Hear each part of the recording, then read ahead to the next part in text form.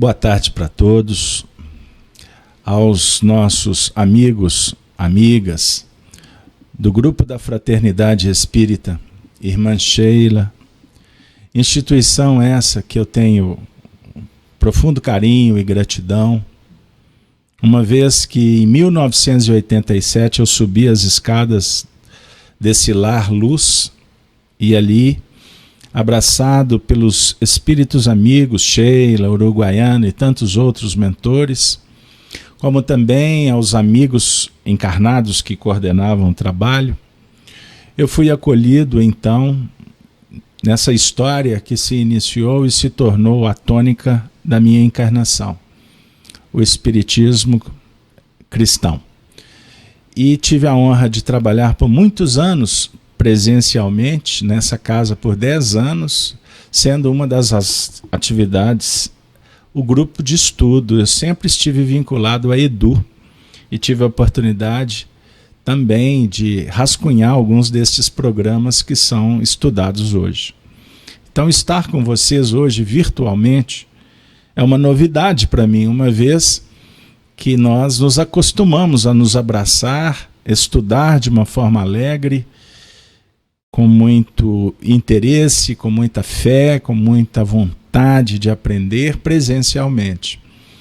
E, naturalmente, em nível virtual, que é a adequação da modernidade face às circunstâncias do caminho, com vocês é uma novidade.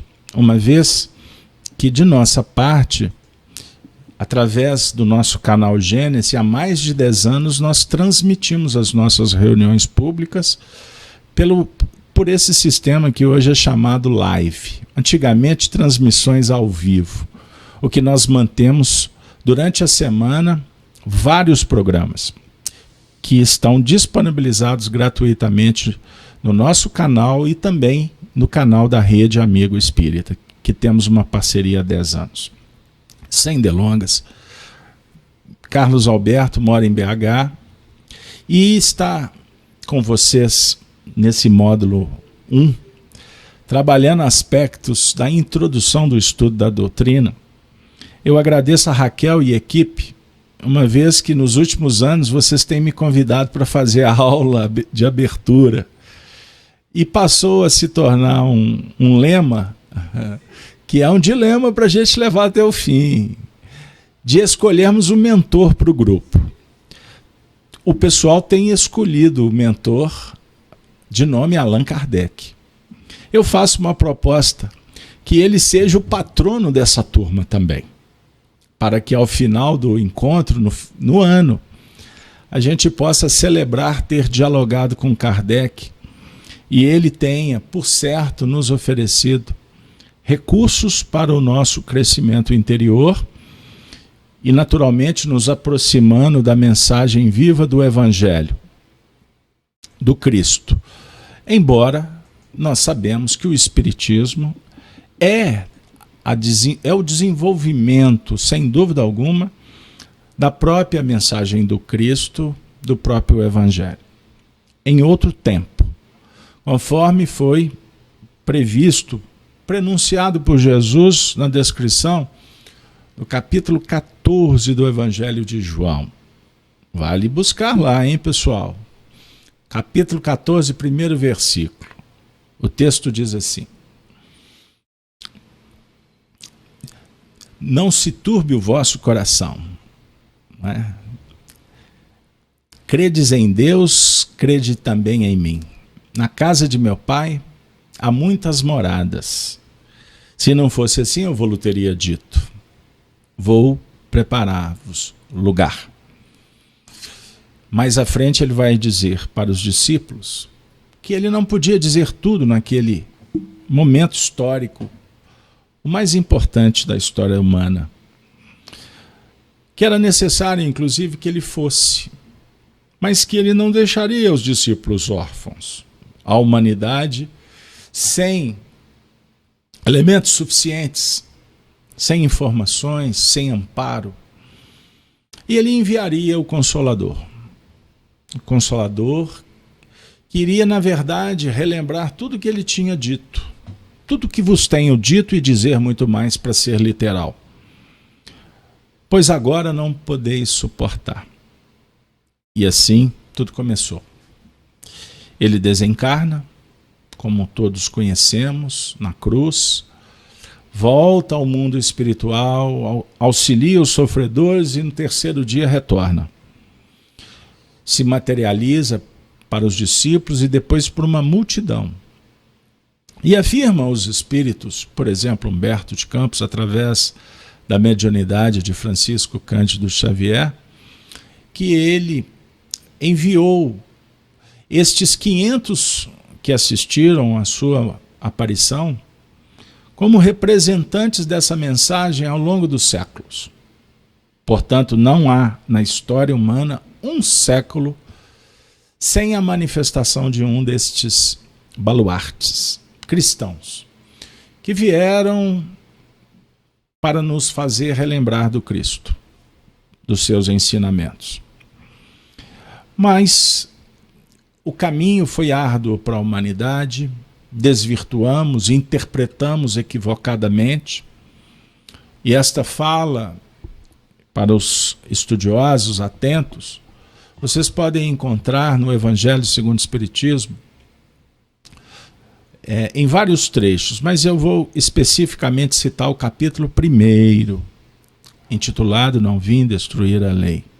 Aliás, vale recordar essa frase de Jesus. Quando ele diz, eu não vim destruir a lei, ele está dialogando filosoficamente no seguinte sentido, que a revelação divina, ela faz parte da história da humanidade desde quando o homem fez a primeira indagação filosófica, em busca do conhecimento do sentido da vida. Mas, naturalmente, houveram manifestações mais contundentes dessa revelação. Uma vez que o indivíduo pede, ele recebe. É da equação.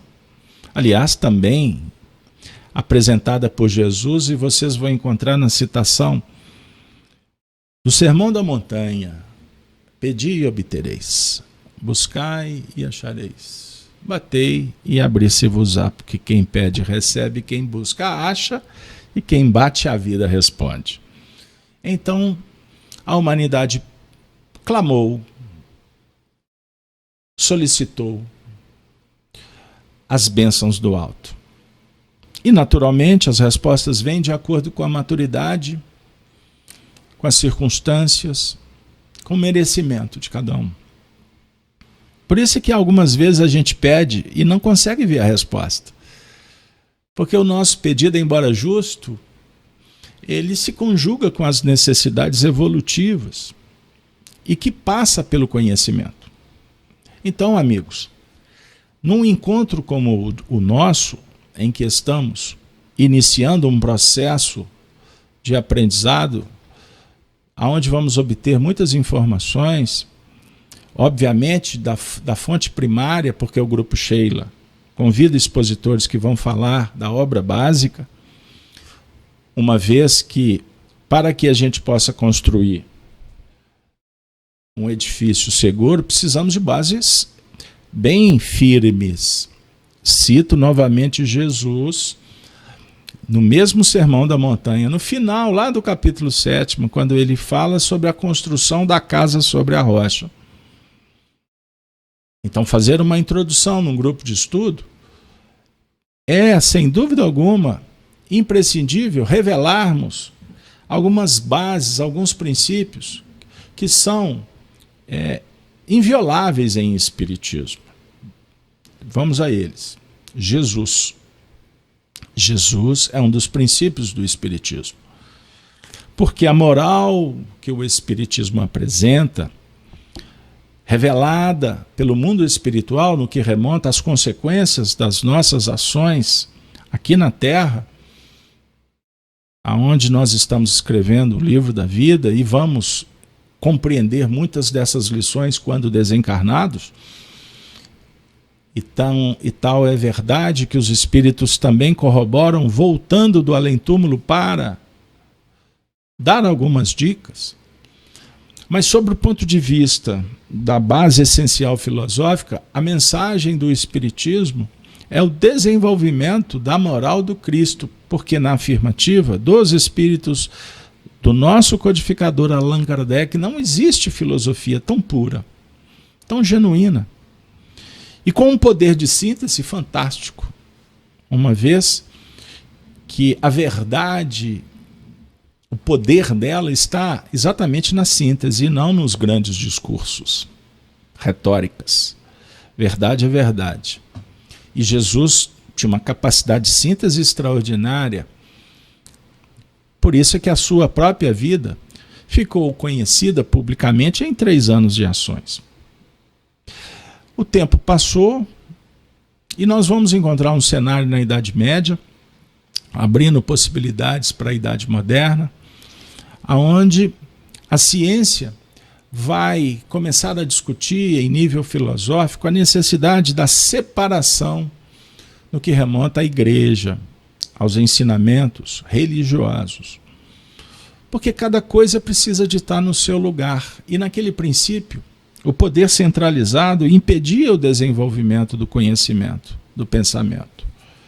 Então nós vamos obter aí informações quando debruçamos nos estudos filosóficos daquele período. Vamos nos deparar com diversos filósofos que reencarnaram para promover essa ressignificação. E assim foi fundamentada uma base para a discussão acadêmica no tempo e no espaço.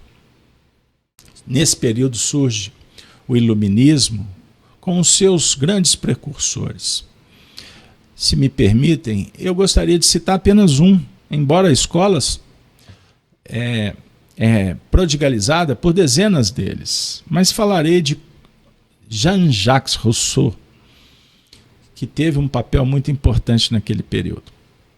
Que, inclusive, a proposta de Rousseau em nível de educação, de filosofia, teve uma influência muito importante em França, na Europa, o que veio, inclusive, a estimular para que esta mensagem, lá no século XIX, pudesse vir a ser debatida nos ambientes acadêmicos. Em Sorbonne, tínhamos a cadeira intitulada O Espiritualismo Racional, onde se debatia filosoficamente Deus, a teodiceia, as questões morais, os princípios da psicologia que estavam sendo desenvolvidos ali naquele período, o magnetismo animal de Franz Antoine Mesmer, no caso da psicologia, Manet de Biran e tantos outros continuadores. E nesse cenário de Hahnemann, de Mesmer, esses assuntos eram discutidos como propostas racionalistas, mas com um viés espiritualista. Repetindo que isso tem que ser muito claro, descolado da religião. Não se estudava religião, catolicismo, não. Se discutia aspectos da essência filosófica. Era um ambiente que os estudiosos do século XIX classificam como um dos mais ricos da história da humanidade. Paris era a cidade de luz. Pessoas do mundo inteiro queriam estudar nesse ambiente, que discutia ciência e discutia filosofia e moral. Espiritualistas do mundo inteiro gostariam de ter um espaço para discutir esses assuntos. E saiu de Sorbonne e foi para até as escolas de ensino médio. Bom, sem entrar muito nos detalhes, mas infelizmente o materialismo abafou esse movimento em função de uma série de problemas políticos, econômicos, sociais que a Europa vivenciou, como não como vocês sabem. Guerras, a guerra franco-prussiana e etc. Revoluções na Rússia, na própria cidade de Paris, com as famosas comunas, que inclusive esse nome comunas, que eram guerras sangrentas, movimentos levantes, que inclusive derivou o que veio a ser no futuro o comunismo. Enfim, esse era o diálogo da época. E vale lembrar que Allan Kardec, o codificador da doutrina espírita, reencarna em 1804, nesse ambiente. Em nível histórico, vale lembrar que Kardec ficou órfão cedo, uma vez que o seu pai morreu em batalha. A guerra da França contra a Espanha, no período napoleônico. O seu avô também morreu no processo da Revolução Francesa. Kardec foi criado pela avó e pela mãe, que lutaram para dar para aquele garoto as condições para que ele pudesse ser um estudioso. Família de magistrados e de educadores e artistas. A mãe de Allan Kardec teve um papel muito especial nessa história. Então aquele garotinho órfão foi aos 10 anos enviado para estudar numa escola referência que tinha sido fundada por John Henrique Pestalozzi, que o grande futuro vai reconhecer sem dúvida alguma ele como um dos pais da escola nova. Uma escola completamente diferente desta massificada, ortodoxas, materialistas dos dias atuais. Formação de soldados. Dentro de princípios pedagógicos complexos de memória, de avaliação de inteligência pela capacidade de lidar com emoções, enfim. Num campeonato cruel de disputar espaço. Não, isso não dialoga com o que Pestalozzi, que era inspirado por Rousseau e pelo grande filósofo Immanuel Kant, promovia em nível pedagógico. Resumindo, educação da mente, é necessário educar a mente, o coração e as mãos. Eis a trilogia. Olha que extraordinário. Educar a mente.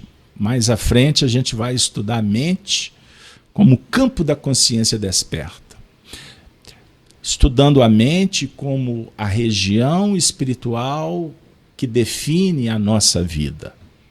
O Espiritismo mais à frente vai esclarecer em conjunto com a própria psicologia, a psicologia que estudava com fundamentos morais no século XIX, e não a psicologia que enveredou pelo caminho da autoajuda, que é um outro cenário que tem o seu papel, mas nas bases o diálogo era outro.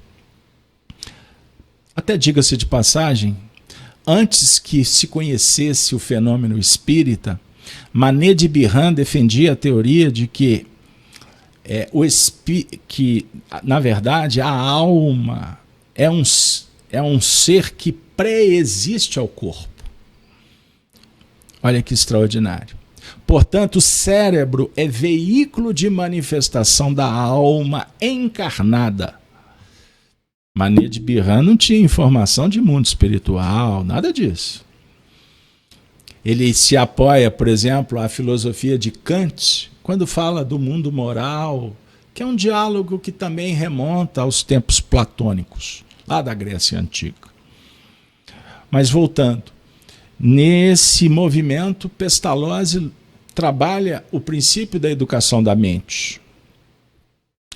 Trabalhar o raciocínio, mas também a criatividade. Educar o coração, lidar com o sentimento. Os orientais defendem que a alma não está tendo como sede, ou tem como sede o cérebro, e sim o coração. Olha que extraordinário. Já escutou aquela história? Ouça a voz do coração? Pois bem. Mas Pestalozzi também defendia o trabalho com as mãos, a educação das mãos. Tudo isso representa filosofia e prática. O que Immanuel Kant conseguiu conciliar num eterno debate entre a escola platônica e a escola de Aristóteles. Quem sabe um dia a gente dialoga sobre isso. Venham participar do nosso canal que vocês vão encontrar muitos elementos. Aliás, vou fazer uma propaganda, Raquel, se me permite. Eu estou usando o banner de um dos nossos programas, Mais Kardec. Todas as quinta-feiras, com Vinícius Costa, um diálogo com filosofia.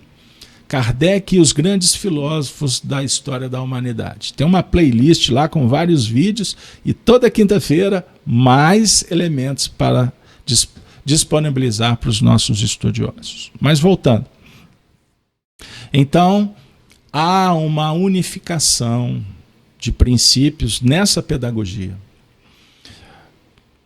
Aprendemos lidando com a mente, porque em nível platônico existe o mundo moral e o mundo sensível. Existe o mundo das ideias e o aprendizado na prática. Para Aristóteles, não tem o mundo das ideias. Se aprende no chamado empirismo. Immanuel Kant resolveu isso. Ele dá as mãos para essas duas escolas. Rousseau pregava, e tantos filósofos, mas Pestalozzi pôs em prática. A definir o seguinte, que a filosofia, o saber, está na razão direta de associar uma ideia com a prática. Porque é operando que você vai fixar conteúdo. Olha que barato. Olha que legal. Desculpem a gíria, eu sou jovem. Embora a barba e os cabelos já estejam esbranquiçando. Mas vamos lá.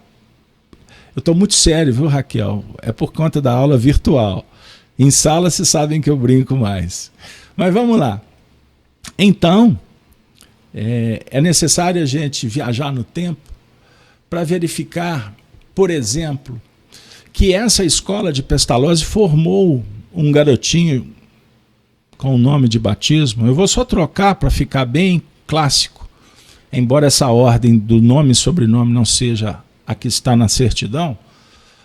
Hippolyte Léon Denisard Rivail, que depois escolhe um nome fictício para não ser confundido como um grande escritor e pedagogo que o era. Ele escolhe o nome Allan Kardec. Foi nessa escola, nesse ambiente.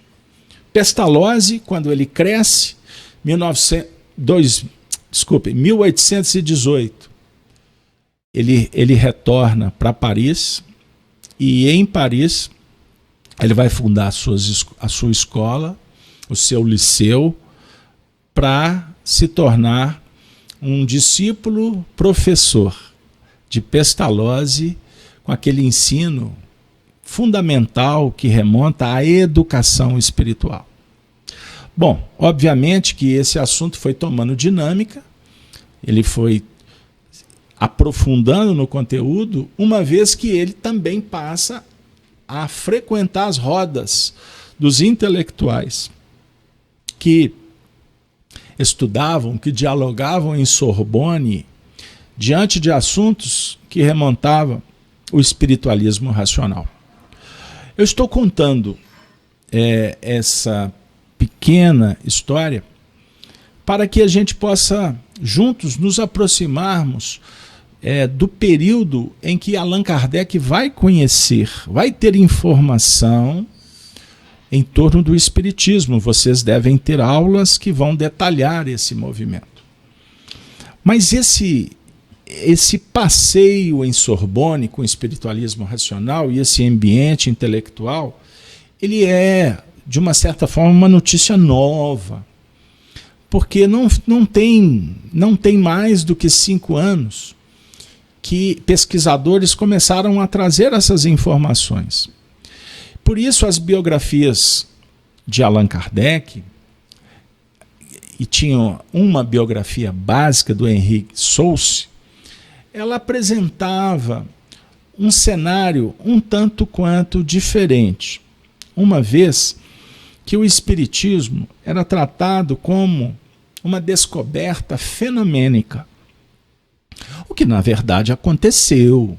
Kardec vai ser convencido pela mediunidade autêntica de alguns médiuns, depois de ter sido convidado várias vezes pelos seus amigos que frequentavam aquele grupo de estudiosos do magnetismo de Franz Anton Mesmer.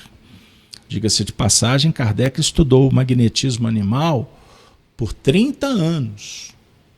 Então, quando vocês forem se deparar com estudos em torno do fluido cósmico universal, fluido animal, essa matéria utilizada nos fenômenos de materialização espiritual ou de tratamentos na casa espírita com o passe, a mediunidade em si sempre haverá um diálogo falando desse fluido. O fluido que a ciência ainda não tem comprovado, mas há estudos bem adiantados em torno. Nesse período, o debate acadêmico da filosofia, ele estava em franco desenvolvimento. Isso influenciou de uma forma muito especial o nosso codificador. Então, por isso, amigos, esse cenário ele é um tanto quanto novo e que vai nos motivando a pesquisar ainda mais, uma vez que estudar os escritores, filósofos, acadêmicos da época que participavam desse cenário, não tenhamos dúvida que vai nos ajudar em muito a compreender o que está na codificação espírita. Carlos Alberto, então não basta estudar só a codificação espírita para conhecer o espiritismo? Bom, o espiritismo está todo nas bases doutrinárias dos 5 livros conhecidos, publicados por Allan Kardec, os principais: Livro dos Espíritos, Evangelho, Livro dos Médiuns, Céu e Inferno, a Gênese, o que é o Espiritismo, continuando, Principiante Espírita, as Viagens Espíritas, e o que é muito importante indicar para vocês, a Revista Espírita, que era o grande laboratório para Allan Kardec divulgar, estudar, debater o fenômeno mediúnico e as comunicações. A Revista Espírita, ela, na época, foi lançada por Kardec com esse objetivo, ou seja, a imprensa livre, preconizando, sonhando com um ambiente que hoje é a realidade, que deixa, estimula, promove os nossos encontros, a internet. Então a Revista Espírita era a internet de Allan Kardec naquele período. Então estudar a Revista Espírita é se aproximar do pensamento do codificador. Ele responde cartas, ele desenvolve teorias, como por exemplo, provas e expiação. Aliás, vai uma dica, hein? Vocês vão encontrar um cenário, um debate, um ambiente no movimento espírita muito interessante. Procurem sempre tirar a prova dos 9, como a gente falava na escola antigamente. Todas as informações que chegarem, procurem Kardec. Aliás, pode ser até uma dica que você primeiro estude Kardec. Nós podemos garantir que uma vida só não basta. Não vai dar.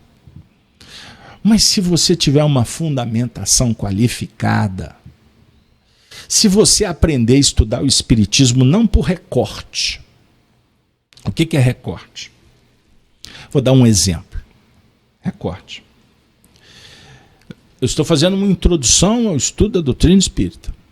Encontro, primeiro, de vários corações que estão interessados em iniciar ou reiniciar, como queira. Eu vou fazer 2 recortes aqui, para dar um testemunho.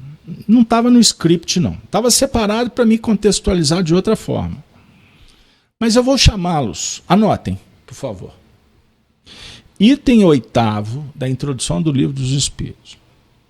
Olha que extraordinário. Kardec diz assim: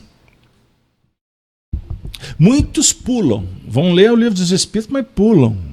Prolegômenos, introdução, nossa, que texto. Não, eu quero já logo saber que é Deus. Primeira pergunta. Eu já quero logo resolver.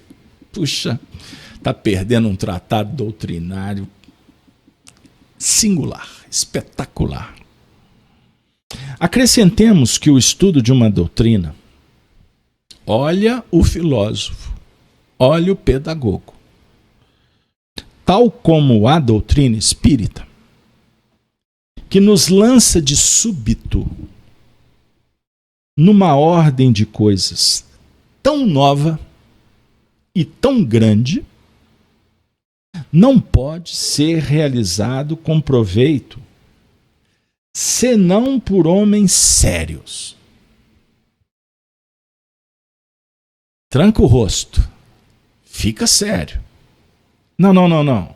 Ele é educador, ele é poeta. Ele sabe que fechar a cara é o mesmo que enrijecer o sentimento. Então sorria. Vou brincar com os namorados. Pode ser infantil, mas na minha época era muito bonito dizer. Sorria, mesmo que seja um sorriso triste. Pois mais triste que um sorriso triste é a tristeza de não saber sorrir. Sorria para a vida. Mesmo se o seu coração estiver sangrando, sorria. Não é para fugir.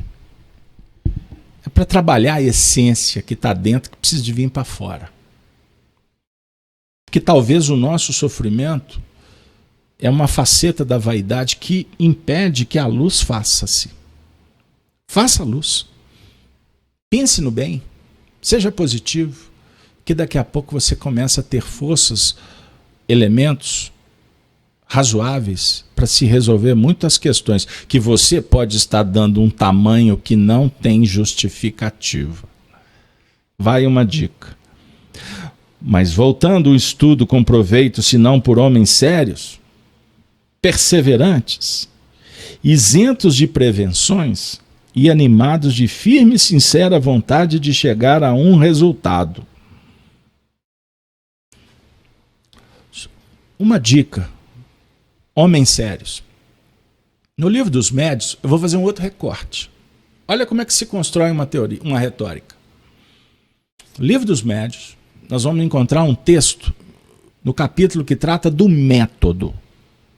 Kardec diz assim: o que caracteriza um estudo sério é a continuidade que se lhe dá. O que caracteriza um estudo sério não é aquele monte de gente. Não. Aliás, muito chato. Ele está falando, então, de homens sérios. Se você se afinizar com esse projeto de estudar aos sábados, às 14 horas, firmar o pé e chegar até o fim, você entra na classificação de homens sérios. Porque você deu continuidade. Não é o homem sério no seu sentido de qualidade. É o homem sério no sentido do compromisso, da disciplina.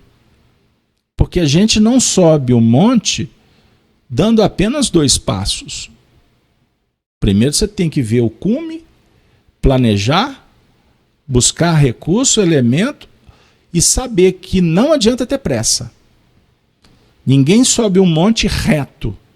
Você vai buscando os caminhos. Então é necessário cuidado, perseverança, paciência e coragem.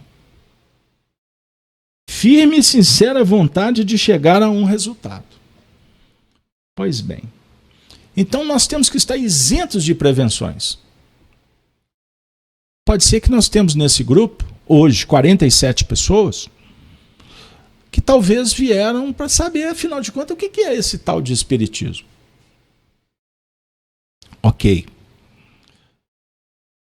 Essa sua curiosidade já caracteriza a sua faceta de filósofo. Filosofia não tem nada a ver com academia, embora lá se diploma. Filosofia é querer debater a vida. é querer saber, descobrir o sentido da vida. Né? Então você, eu, todos nós somos filósofos, somos discípulos de uma escola. Qual escola? A da sua preferência. Se for a escola espírita, a dica é: não venha com ideias preconcebidas. Abra o coração. O reino dos céus é dos puros. Em todas as escolas você terá lições boas, mais ou menos, e talvez não agradáveis. O que nós podemos garantir é o seguinte: até hoje, com mais de 170 anos, né, arredondando para cima de espiritismo, não há nada de contraditório nas obras básicas, no que remonta à ciência da observação. Então, o estudo de uma doutrina tal qual a doutrina espírita nos lança de súbito, não é de vez em, não é mais ou menos, não é demorado, nos apresenta painéis de coisas novas e muito complexas. Então vai com calma, primeira coisa. Agora observe o que é fazer um outro recorte. Eu vou para o item 17 da própria introdução do Livro dos Espíritos. Pois bem, olha o que Kardec vai dizer. Que a ciência espírita compreende duas partes. Uma experimental, sobre as manifestações em geral. Manifestações espíritas, mediúnicas. E a outra parte é a filosófica, sobre as manifestações inteligentes. Aquele que observou apenas a primeira está na posição de quem só conhece a física pelas experiências recreativas, sem haver penetrado o âmago da ciência. Agora vem uma frase bombástica. Aperte o cinto. Calma. Respira fundo, beba uma água. A verdadeira doutrina espírita está no ensino que os espíritos deram. E os conhecimentos que esse ensino comporta são muito graves para serem adquiridos de outro modo que não seja por um estudo perseverante, feito no silêncio e no recolhimento. Somente nessa condição se pode observar um número infinito de fatos e particularidades que escapam ao observador superficial e permitem firmar uma opinião. Se eu for apresentar mais um pequeno trecho, não farei para evitar cansá-los. O que Kardec também está dizendo aqui à frente? Que a doutrina espírita não foi inventada por ele. Ponto. Ele está dizendo que a verdadeira doutrina espírita está no ensino que os espíritos deram. Agora não significa que é ensino que qualquer espírito dá. Deram na época de Kardec, porque eram espíritos de alta envergadura, espíritos sob a tutela do Cristo. Nós vamos ver a assinatura destes espíritos confirmadas pelo conteúdo, porque não adianta assinar. Vocês vão achar Bezerra de Menezes no movimento espírita para todo gosto. Até para colocar crachá nos outros. Até para ficar falando que tem que fazer corrente para magnetizar águas e ali ter o antídoto, a vacina contra o coronavírus. Até isso vocês vão achar por aí. Um espírito da envergadura de doutor Bezerra de Menezes, espíritos desse naipe, desta envergadura, eles estarão intervindo em coisas materiais que competem aos homens? Estou dando um ingrediente para você pensar. E o Kardec está dizendo também o seguinte: não foi ele. O papel dele foi organizar, codificar, dar uma sequência lógica. É óbvio que ele está falando aqui, introduzindo uma obra em 1857. Ele trabalhou até 1869, desencarnou em março. A grande obra de Kardec é a conjugação do céu, o inferno e o livro A Gênese. O Evangelho segundo o Espiritismo, ele organizou verdadeiramente, colocou muitas mensagens para dar crédito, inclusive, aos espíritos, escreveu alguns pontos teóricos, alguns comentários, mas a maior parte do livro não foi dele. Agora, o céu e o inferno foi. O livro A Gênese também. O que eu quero dizer com isso? Ele estuda o que foi oferecido no Livro dos Médiuns, que também ele desenvolveu a teoria. Eu tinha me esquecido. O Livro dos Médiuns ele escreve muito sobre a mediunidade, sobre o trato com os espíritos e as sessões mediúnicas. Aliás, em cada nota experimental, ele oferece um contributo filosófico espírita. Ou seja, nós temos que aprender em tudo, tirar algum ensinamento que nos auxilie em nível do nosso progresso moral. Porque senão a gente vai ficar na periferia. A gente vai fazer na linguagem atual espiritismo meia boca, focado no fenômeno. Então ele está dizendo que a parte experimental da doutrina espírita, ela foi extraordinária na sua construção, na sua publicação, publicidade depois, não é? Compartilhando. E olha, temos mais de 160 anos de tarefa, de pesquisa e divulgação. Agora, a parte da filosofia moral, a gente percebe que nós, quanto movimento espírita, ainda somos muito frágeis. Por isso ainda vamos nos deparar com muitas incongruências, incoerências, né? Porque o movimento espírita ele é desenvolvido por seres humanos. Então somos pesquisadores. Então não procurem no espiritismo deuses, referências, ídolos. Por mais midiático que o sejam, são apenas intérpretes. Ah, mas ele tem muito carisma. Ela fala tão bem. Eu quero dizer para vocês o seguinte. Marco Túlio Cícero, o grande estoico romano, magistrado, um dos mais famosos da história da Roma antiga, da República, defensor da democracia, um grande filósofo, sem dúvida. Cícero disse assim, certa feita, que no dia em que o orador tiver mais destaque do que o conteúdo que ele apresenta, significa que ele é um péssimo expositor. E aqueles que se encantam com ele se revelam surdos, ignorantes da observação do que ele disse. Portanto, o que é o mais importante? A melodia tocada ou o músico que a apresentou? É óbvio que na vida há conjugações. Há um trabalho dentro de um plano para promover a essência da harmonia. Precisamos de mãos operosas, de habilidades específicas.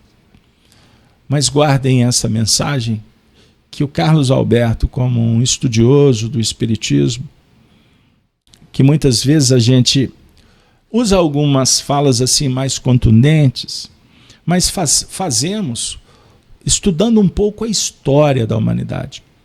Uma vez que desde Moisés, Jesus, os filósofos, as tradições, geralmente os homens, após recebê-las, bifurcam quando vão operacionalizar. Separam a essência e se apegam à forma. E é aí que nós criamos os problemas. É aí que trabalhamos para criar poderosos, para gerar privilégios, poder. Isso não tem a ver com espiritualidade. Isso tem a ver com movimentos sociais das religiões que se materializaram na Terra e perderam a conexão com o Altíssimo. Guardem no fundo dos seus corações, como um amigo estudioso, muito atento, com muita vontade de falar de tantas coisas, porque o advento do Consolador Prometido, sem dúvida alguma, é um dos episódios mais marcantes da história da humanidade. Mas quanto a um grupo de estudo que está dando o primeiro passo, eu não poderia deixar de dizer para vocês que o Espiritismo é uma proposta divina. Até hoje, nada compromete o que foi legado. Uma vez que o Espiritismo, inclusive, antecede com informações descobertas que a ciência do mundo comprova. Agora fica também uma dica.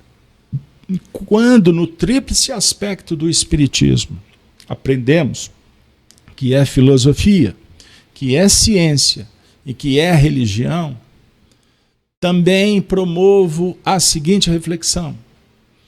A filosofia espírita, ela é própria do Espiritismo. Como assim? Porque ela não pode ser confundida com as diversas tradições filosóficas. A filosofia espírita tem a ver com a nossa relação com o mundo espiritual, com a mediunidade. Então ela gera reflexões filosóficas em torno das consequências da escolha e da resposta da vida. O mundo espiritual, sob o ponto de vista moral, as consequências que vivenciamos no dia a dia, face às nossas vidas pregressas, causas atuais, causas anteriores das aflições. Então, isso é um compêndio filosófico que se apoia numa filosofia que é a culminância de todas as escolas filosóficas, porque é a mais pura. É a filosofia cristã. É o cristianismo primitivo com Jesus. Com Jesus, que os seus continuadores lutaram para dar prosseguimento, com destaque para alguns, não significa para todos, porque naturalmente há imperfeições. Mas eu quero dizer que a moral espírita tem como base a moral do Cristo. Em nível essencial não diferem em nada, porque se apoiam no amar a Deus sobre todas as coisas e ao próximo como a si mesmo. Com isso, não há espiritismo sem Jesus, sem espiritualidade, sem transcendência. Então, o aspecto religioso do espiritismo não é a comparação do espiritismo como mais uma religião. Pensem nisso. E se quiserem dialogar melhor sobre o assunto, para não interpretarem que Carlos Alberto que falou, porque Carlos Alberto só apresenta, abram a Revista Espírita de 1868, numa palestra que Allan Kardec faz no Dia dos Mortos. Vocês verão quando Kardec fala quando o espiritismo é religião e quando o espiritismo é filosofia. É espetacular a gente entender o espiritismo como uma religião natural. A religião natural, ela prescinde, ela descarta os dogmas sob o ponto de vista de ideia fechada. porque, aliás, a palavra dogma na ciência, dogma tem a ver com a pesquisa constante em busca da verdade. A palavra dogma, sob o ponto de vista religioso, é cláusula pétrea, inviolável e inquestionável, inarredável. Está ali. Fora da igreja não há salvação. Era um dogma do catolicismo, só para citar um. Agora, o espiritismo quanto ciência. O espiritismo tem a ver com a física quântica, com a pedagogia da educação, com a psico... Peraí, pessoal. Vai uma dica. A parte em que o espiritismo é considerado por um homem de ciência, que foi Kardec, como um ângulo de ciência, é a ciência teorizada, comprovada por Allan Kardec, que remonta ao trato com os espíritos, a mediunidade, a comunicação espírita. Então o espiritismo é ciência nesse quesito. Querer pegar o espiritismo para confundi-lo com qualquer outro ramo da ciência é dar um atestado de ignorância no que remonta à importância da especificidade de cada uma, da tarefa messiânica de todas, que o espiritismo não vem combater. O espiritismo veio colaborar. Então há também no nosso meio espírita um ufanismo de confundir as coisas. E para terminar, um dado. Quando a gente vai para a física, já que eu citei, então nós temos a física clássica e a física quântica. Qual a diferença? É muito simples. A física clássica, vamos lembrar de Newton, as suas equações. Por exemplo, para se estudar a gravidade, massa, né, o peso, velocidade, a gente consegue determinar o movimento. A bolinha de sinuca, quando atinge uma outra, seguindo aquela projeção, aquela direção, usando a determinada força, a gente tem a ciência para medir, provar isso. Certo? O espiritismo, ou os espíritas, tentaram confundir isso durante muito tempo. Querer provar a existência dos espíritos sobre uma ótica, sobre o ponto de vista energético da ciência humana, com seus recursos tecnológicos também. Pois bem, surge a física quântica no século XX. Relatividade. Destrona tudo. Porque na física quântica, você não trabalha com a exatidão. Você trabalha com cálculos que ponderam, que projetam, mas que não são definitivos. Então, é a ciência da probabilidade. Então, hoje em dia, confundir o espiritismo com a quântica seria o mesmo de querer provar a existência de Deus através da quiromancia lá do mundo da antiguidade. Não vai se provar nunca. Existem termos, existem teorias que podem ter alguma semelhança, mas são completamente diferentes. Com isso, amigos, meu tempo findou. O advento do Espírito de verdade é um dos aspectos mais extraordinários e consoladores que podemos nos deparar no ambiente espiritista. E eu convido vocês a pesquisarem no Evangelho segundo o Espiritismo esses aspectos. No capítulo 6, Cristo Consolador, aonde nós vamos nos deparar com o item 5, que é uma das mais importantes mensagens que temos na publicação de Allan Kardec, assinada por Jesus. E eu encerro a minha fala trazendo só a abertura dessa mensagem quando Jesus disse assim: venho como outrora aos transviados filhos de Israel, trazer-vos a verdade e dissipar as trevas. Trevas, gente, não é mundo de espírito inferior. Vamos pensar nas trevas da ignorância. A gente dá outra dinâmica. Escutai-me. O Espiritismo, como fez antigamente a minha palavra, tem de lembrar aos incrédulos que acima deles reina a imutável verdade, o Deus bom, o Deus grande, que faz germinem as plantas e se levantem as ondas. Revelei a doutrina divinal como um ceifeiro, reuni em feixes o bem esparso no seio da humanidade e disse: vinde a mim, todos vós que sofreis. Vinde a mim, todos vós que sofreis, pois eu vos aliviarei.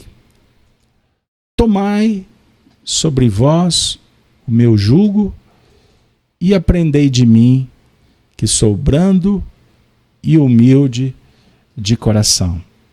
Aí encontrareis paz. Que Deus abençoe a todos vocês.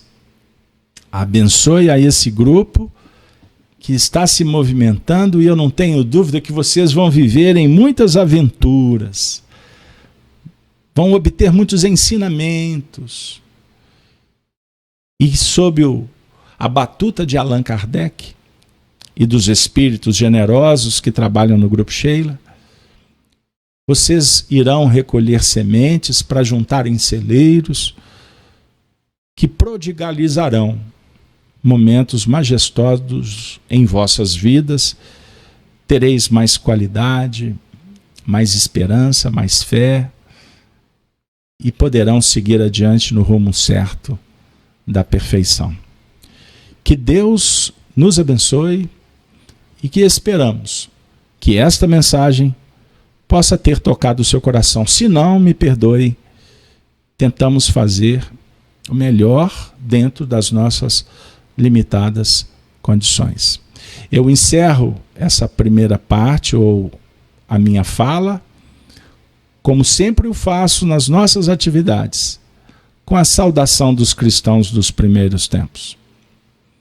Ave Cristo, os que aspiram à glória de servir em teu nome, te glorificam e saúdam. Ave, ave, ave Cristo. Valeu, pessoal.